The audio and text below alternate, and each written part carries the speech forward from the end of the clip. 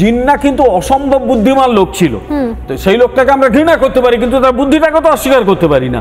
একটা লোক জীবনে জেলে যায়নি, কিচ্ছু করেনি, গান্ধীর মতো কোথায় কোথায় অনশনও করেনি, সেই লোকটা পাকিস্তান নিয়ে বেরিয়ে চলে গেল, তার বুদ্ধিকে এবং গোটা কংগ্রেসকে ঘোল খাইয়ে দিল। এখন জিন্নার লক্ষ্য ছিল কিন্তু একটা, কলকাতা বন্দর, ওদিকে চট্টগ্রাম বন্দর, পুরোটা যদি পাকিস্তান পেয়ে যায় তাহলে কিন্তু এই অঞ্চলে যদি সেটা ঘটে যেত, আজকে ভারতবর্ষ নয়, এই অঞ্চলে সবচেয়ে শক্তিশালী রাষ্ট্র হতো পাকিস্তান। কারণ ওখানে নেপাল, ওখানে ভুটান, ওখানে তখন সিকিম স্বাধীন রাষ্ট্র, তারা প্রত্যেকে এর ওপর নির্ভরশীল।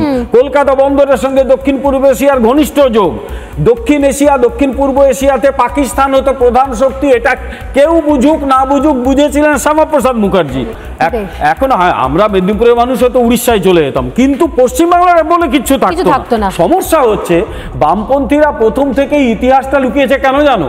এরা কিন্তু ভারতীয়ত্বের বিরোধিতা করে। কেন ভারতীয়ত্বের বিরোধিতা করে? কারণ ভারতীয়ত্বের সঙ্গে হিন্দুত্বের একটা যোগ আছে। ছাগলের কথাই তো বলি বন্ধ হয় না। ইতিহাস কিন্তু বদলানো হচ্ছে, ইতিহাস সত্যিকারের ইতিহাস মানুষ জানবে। তাই গোপাল মুখুজ্জের নাম ওরা যত লুকিয়ে রাখার চেষ্টা করুক, এখন কিন্তু গোপাল মুখুজ্জের ট্রেন্ড হয়ে গেছে, একদম ট্রেন্ড হয়ে গেছে।